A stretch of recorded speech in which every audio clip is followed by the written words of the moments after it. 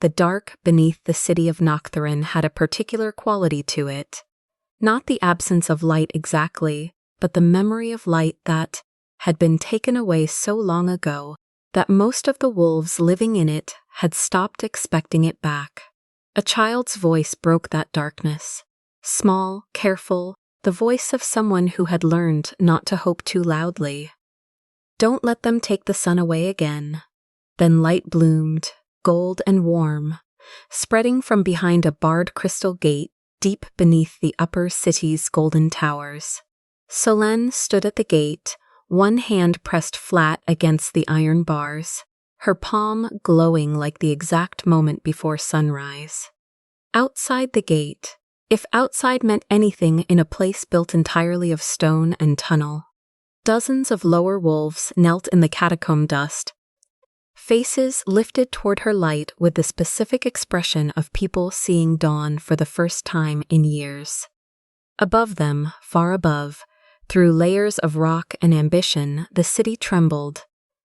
In the palace, crystal lamps lining the great hall exploded, one after another, into bursts of black smoke, plunging the throne room into a darkness that had not existed there in 3 generations. Alpha King Varek stood in the center of it, surrounded by the specific horror of realizing, all at once and far too late, that the woman he had ordered locked away was the only reason any light had remained in his kingdom at all. Below, a small underground wolf child reached up and touched the torn hem of Solenne's Luna cloak. She asked, with the particular bluntness of someone too young to have learned caution, "Are you the son they stole from us?" Solenne looked up at the ceiling of stone between herself and the palace she had been cast out of. She said quietly, "No." She looked back down at the child. "I am the light they buried." It had begun 3 weeks earlier, in the upper city, where crystal lamps lining every golden bridge and palace corridor had started, inexplicably, to flicker. Solenne had spent the 5 years of her marriage to Varek doing the kind of work no one had ever formally asked of her. She healed dimming crystal lamps in the poorer corridors, the ones noble households never visited and therefore never noticed going dark. She visited miners after tunnel collapses, sitting with families through the specific waiting that comes before anyone knows whether someone will be pulled out alive.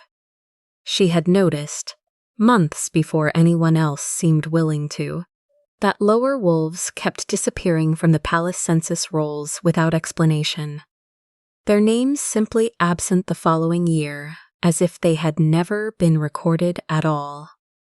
She had questioned, quietly and then less quietly, why palace lights always seemed to burn brighter during reported lower tunnel blackouts, as though brightness above and darkness below moved on the same hidden schedule.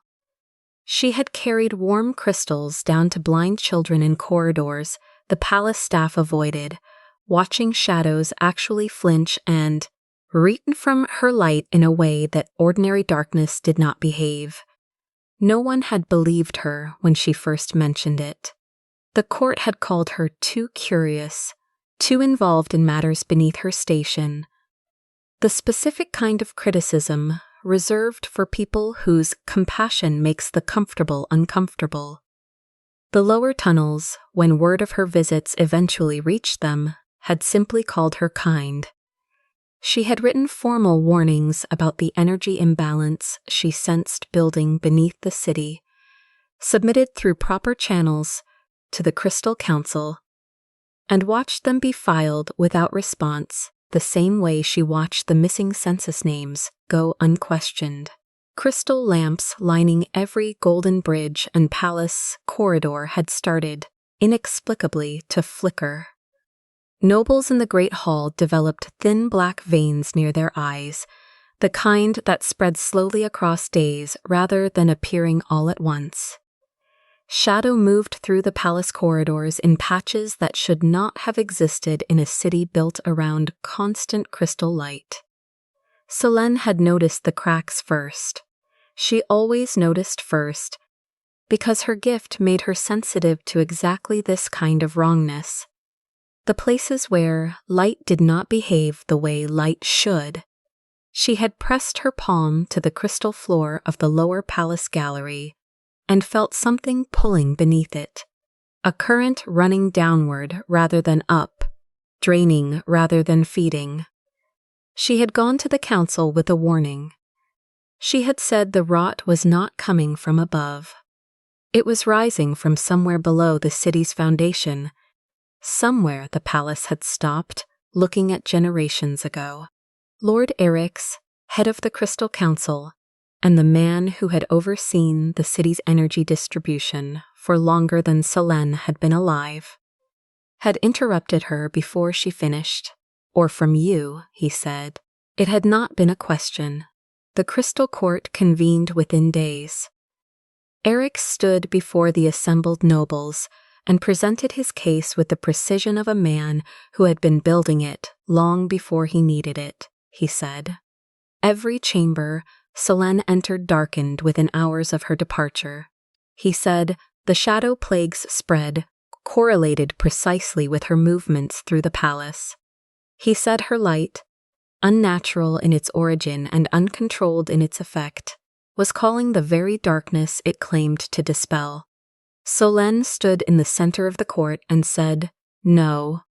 She let the single word land before continuing. "It darkens because my light shows what was already there." She looked at the assembled nobles, many of whom bore the same faint black veins Eryx had cited as evidence against her. "You are seeing your own sickness for the first time. You are blaming the light for showing it to you." Varek sat on the throne, and Solenne watched him hesitate. It was only a moment, the particular pause of a man weighing political survival against the woman standing in front of him asking to be believed. But the court saw it. Everyone in that hall understood, before Eryx said another word, that the king's certainty in his Luna had a crack running through it now, visible. The way the black veins were visible, the way the shadow plague itself was visible once you knew to look. Eryx pressed his advantage immediately. He demanded, Solenne be contained beneath the city until the plague's source could be determined with certainty. He framed it as protection. Protection of the upper city from further infection. Protection of Solenne herself from a court increasingly hostile toward her. Varek, exhausted from 3 weeks of failing crystal lamps and the specific terror that lived in him since childhood regarding total darkness, agreed. That terror had a precise origin, one he had never fully discussed with anyone, including Solenne, though she had pieced together fragments of it over their years together.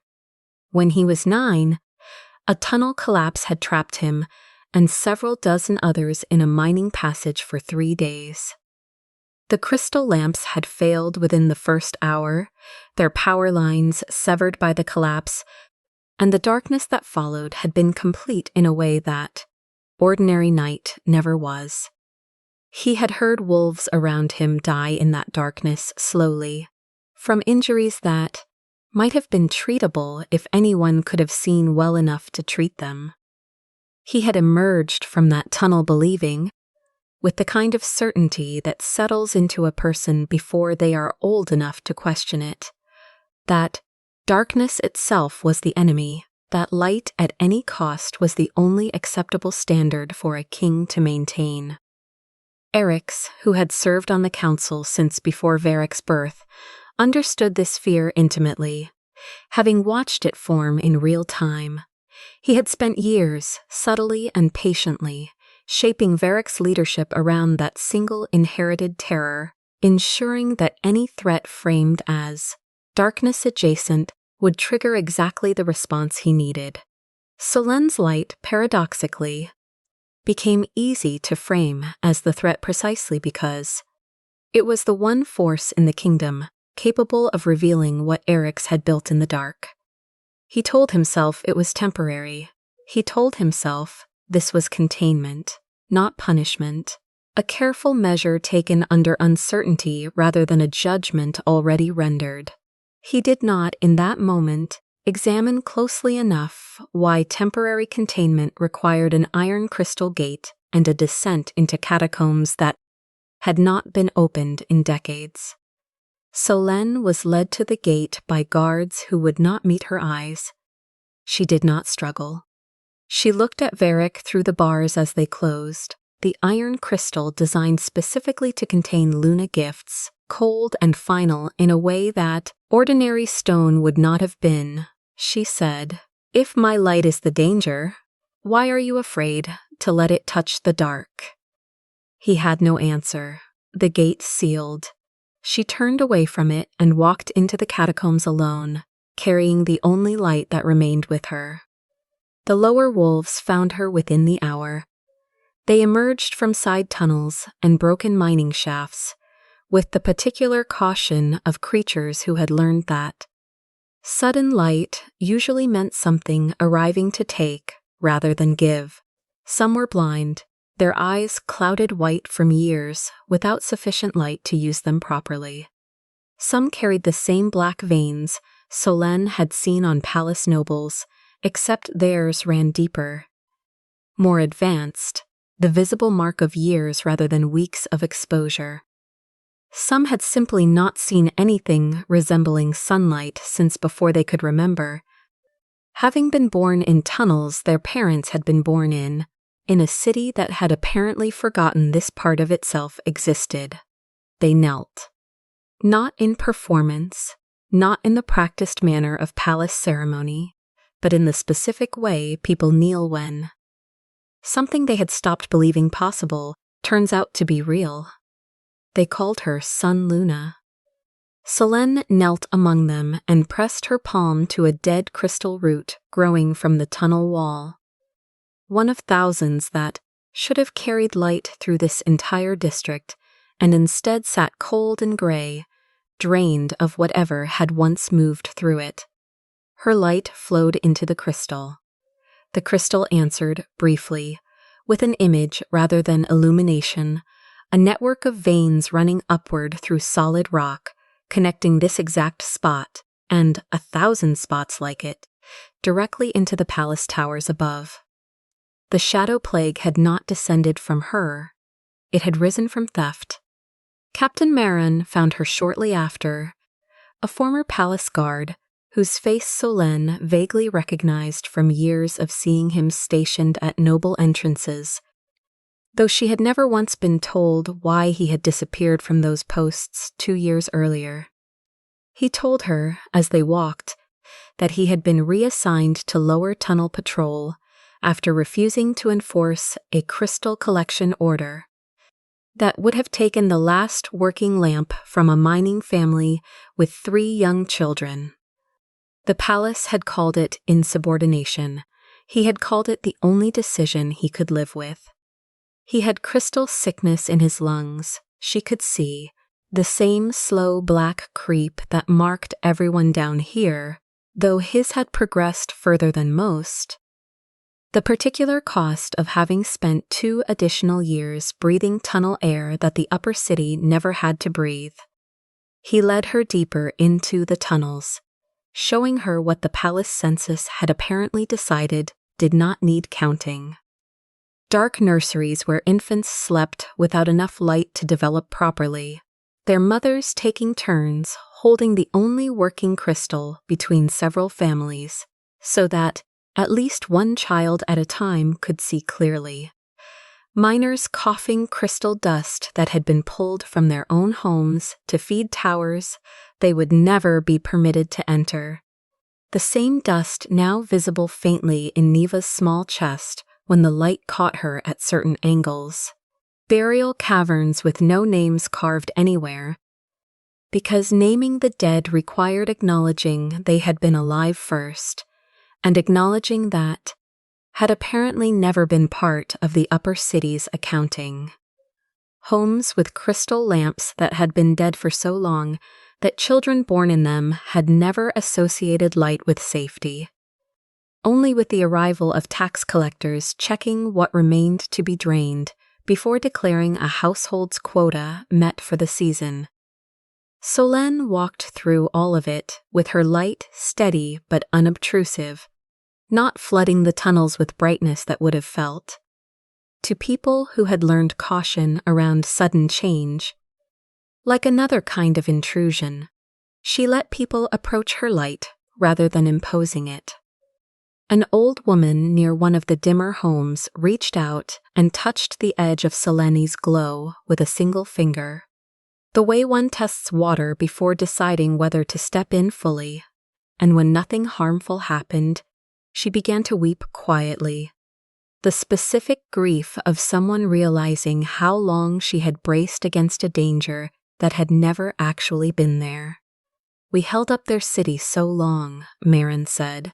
"They forgot we had faces." He said it without bitterness, which somehow made it worse. It was simply a fact he had lived inside for years, stated with the flat clarity of someone reciting weather rather than grievance. Little Neva brought Solenne a crystal that had been dead since before the girl was born. She held it out with both hands, the particular trust of a child who has decided, against considerable evidence, to believe in something anyway. Solenne warmed it between her palms. Color bloomed inside the stone, gold first, then a faint blue at its center.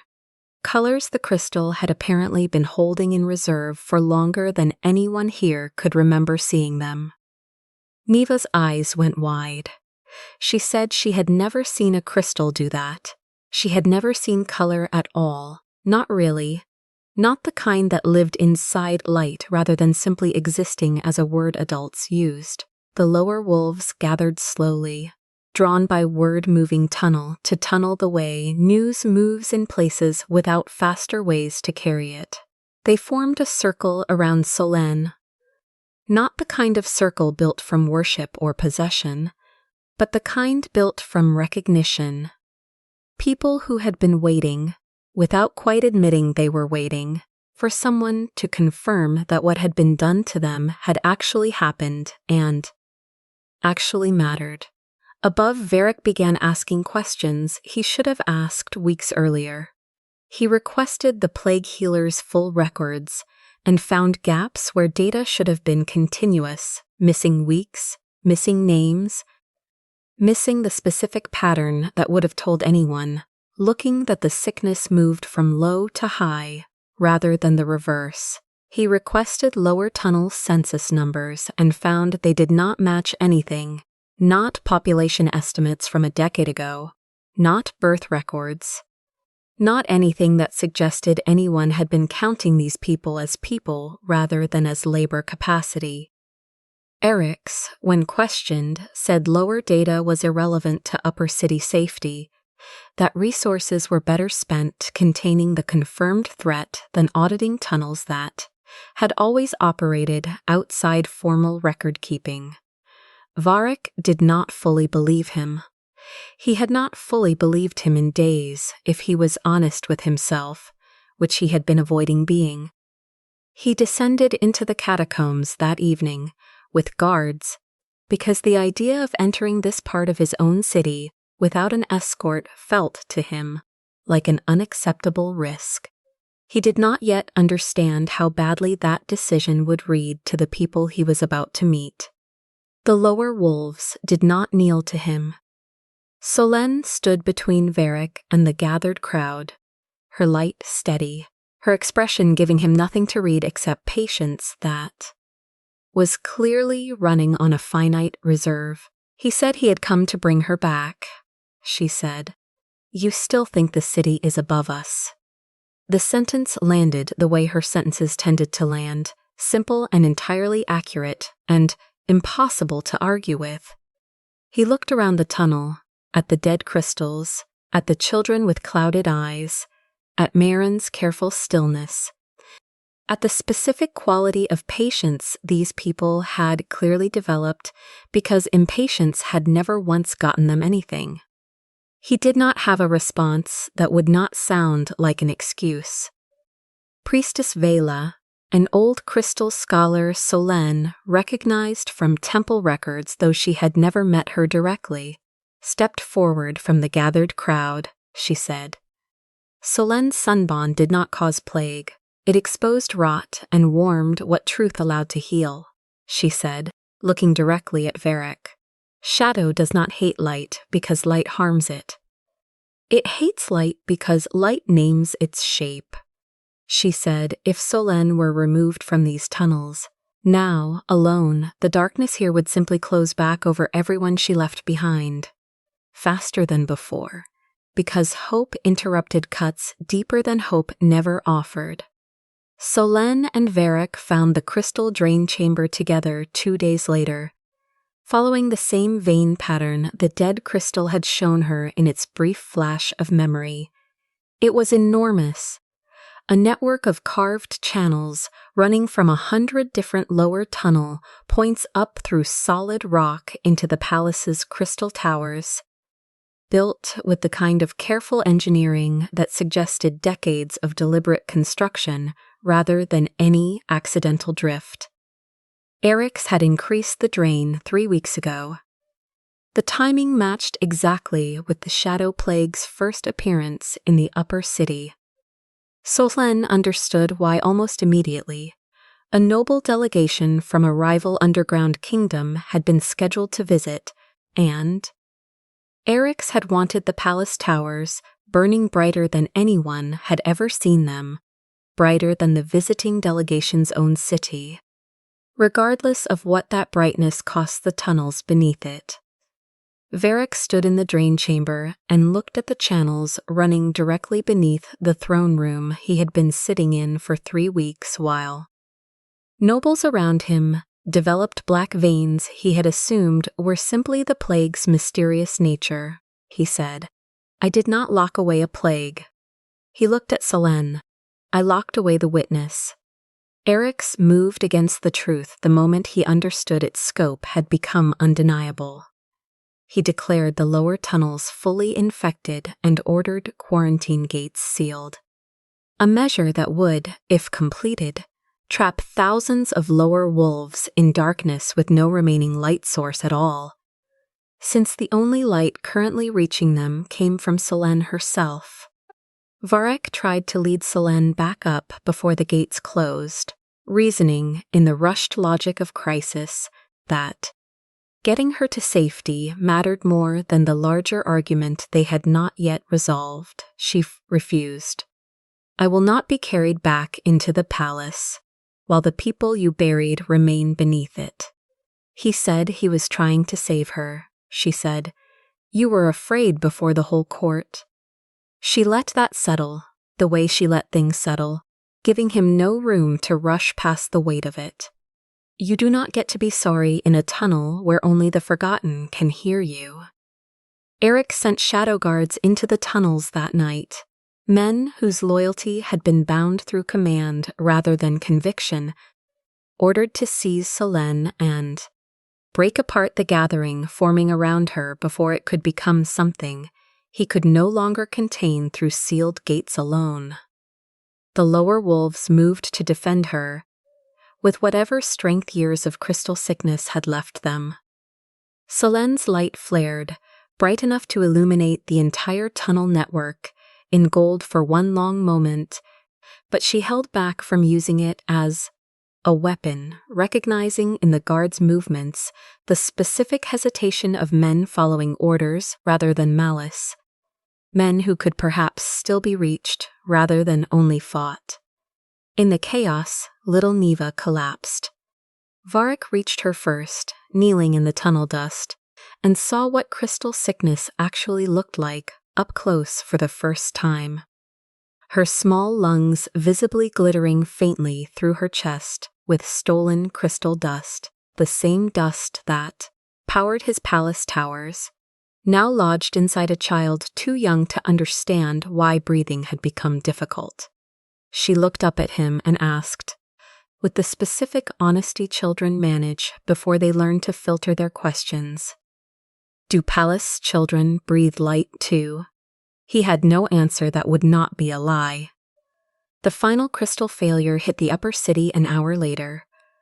Every lamp in the palace died simultaneously, plunging nobles who had never once experienced true darkness into exactly the condition the lower tunnels lived in for years.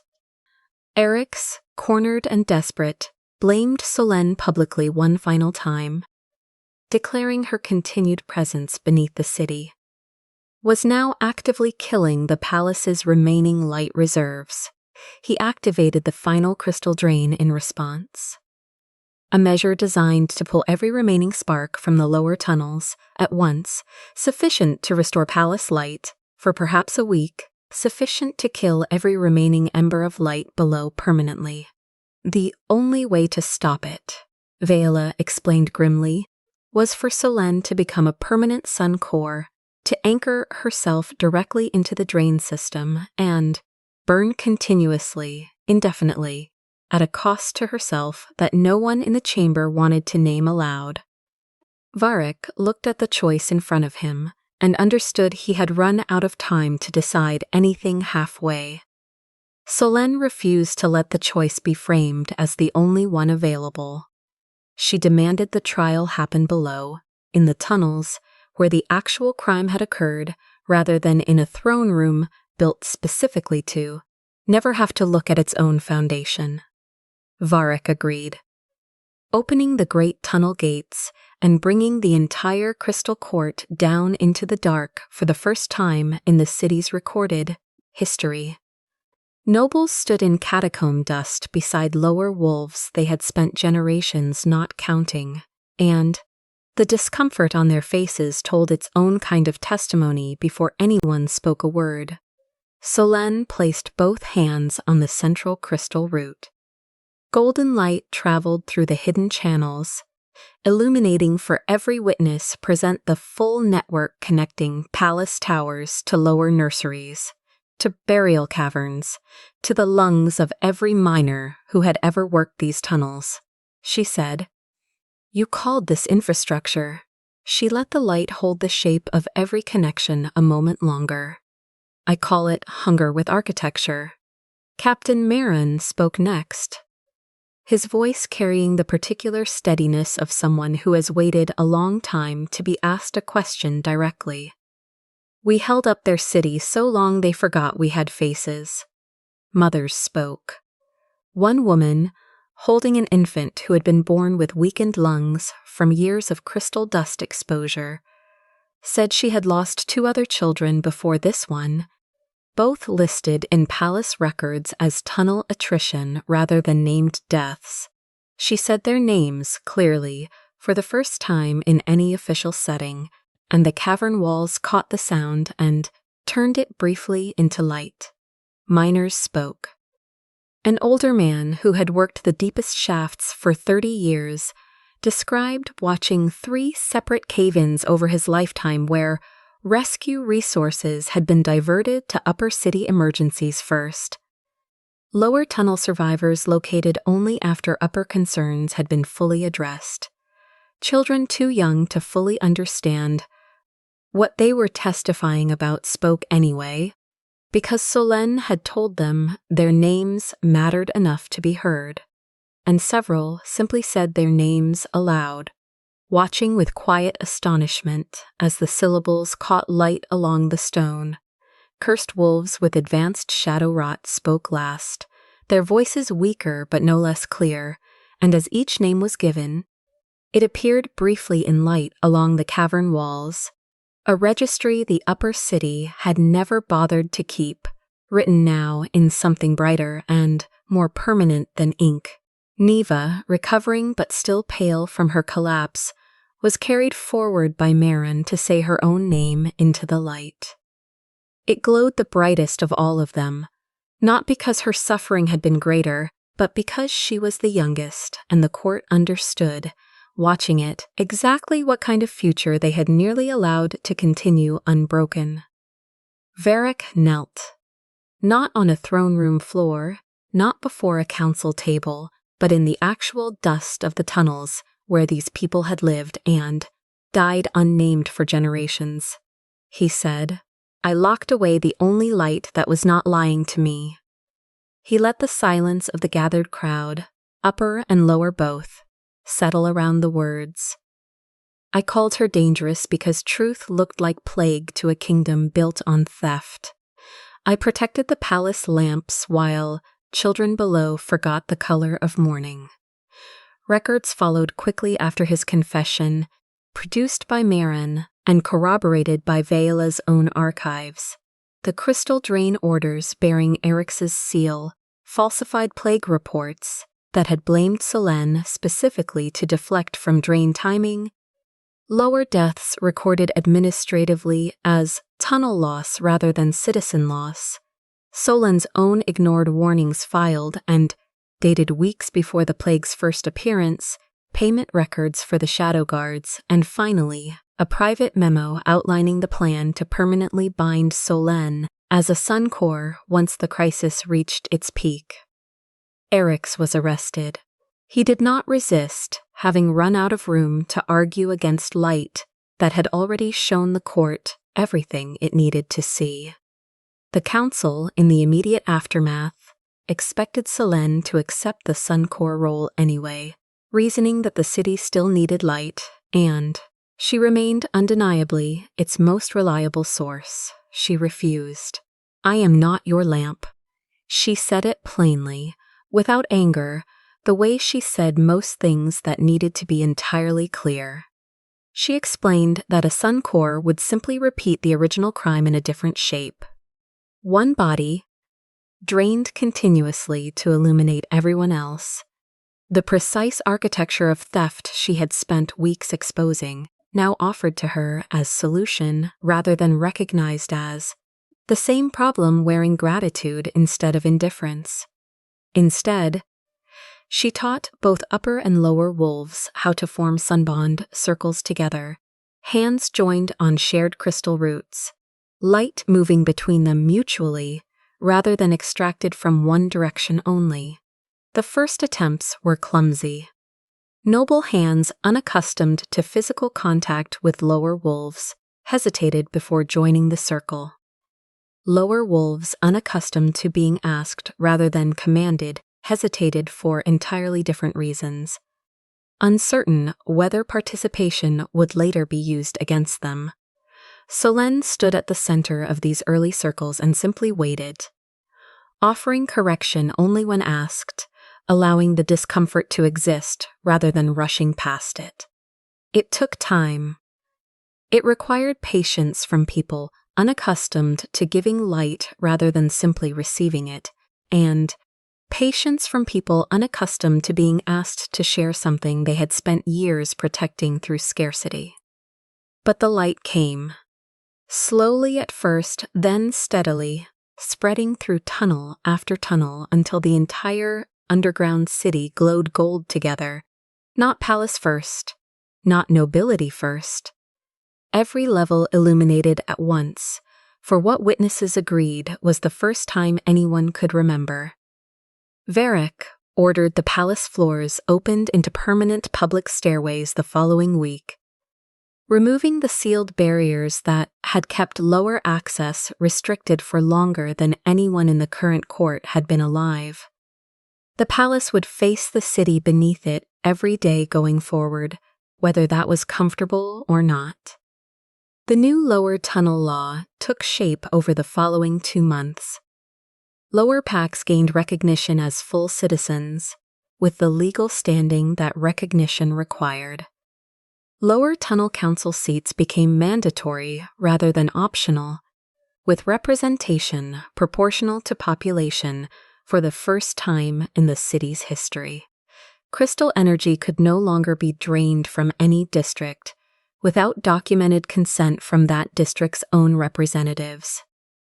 Lower deaths had to be named and formally recorded, the same as any upper city death, ending the administrative practice of listing them as infrastructure loss. Plague diagnosis required testimony from lower healers alongside upper physicians. Containment orders required evidence and public review before implementation, ending the practice that had locked Solenne away on accusation alone. tunnel gates could never again be sealed without full evacuation guaranteed first. Children below gained equal light rights, formally written into law rather than left to charity or chance. Palace crystal use became subject to public measurement, visible to any citizen who wished to verify it. Varek asked Solenne if she would return to the palace now that the structural harm had been addressed. She said, "I will not go back to a palace that only opened downward when it lost its own light." She remained in the lower city, beginning the work of building what would become the Sun Council. Varek asked her, some weeks later, where he should begin if he genuinely wanted to be useful rather than simply present. She said, "Carry a lamp where your laws carried darkness." He did exactly that, walking the tunnels himself rather than sending representatives, learning a map of his own city that he realized, with some discomfort, he had never actually known existed in this much detail. Weeks after that, walking the lower tunnels alongside Solenne, he reached instinctively to lead the way toward a junction he half remembered from earlier visits. He stopped himself. He let little Neva, who had appointed herself their unofficial guide through tunnels she knew infinitely better than he did, lead them instead. Solenne watched him make that small correction and said nothing, but she walked a little closer to him for the rest of that particular walk, which he understood correctly as more meaningful than anything she could have said aloud.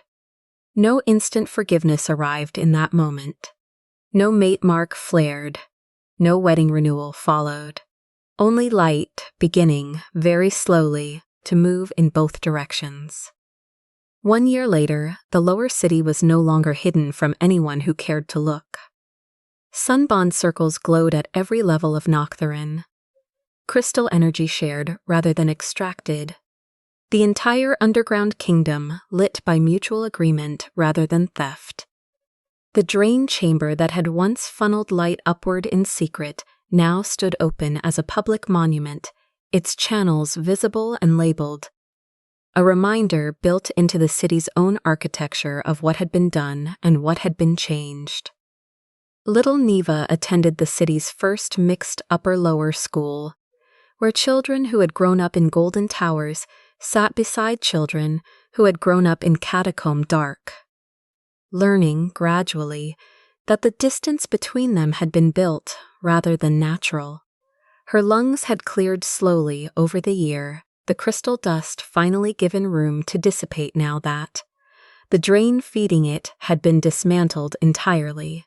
Captain Marin led the lower guard's formal representation in the reformed Crystal Court, a position that had not existed a year earlier and now carried real authority, his own crystal sickness treated by healers who finally had reason to take lower tunnel symptoms seriously. Priestess Vela trained a new generation of truth light healers, drawn equally from upper and lower communities, ensuring that what had happened to Solenne could never again happen to anyone the council found inconvenient to believe.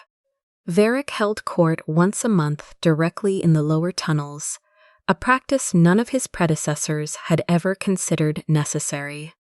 Solenne was called Sun Luna by the people who used that name, not because any title required it, but because it had become true through use rather than decree. One afternoon, a noble family petitioned for extra crystal light to be redirected toward a festival celebration, citing tradition and status. While reports came in simultaneously that a lower nursery's light levels had been dimming for 3 days due to a routing error in the new shared system. Under the old law, the noble family's request would have been granted without question. Under the new law, the matter required equal review. Varek looked to Solenne rather than ruling on it himself. She asked the noble family directly, "Which child should sit in darkness so your hall may shine?" The noble lowered his eyes. He withdrew the request without further argument. Light was redirected to the nursery within the hour. The Alpha King locked his Luna beneath the city because he thought her light caused the plague. But the underground wolves made her their sun because they knew what the palace refused to see. Solenne had not brought the darkness. She had only shown where it had been hidden.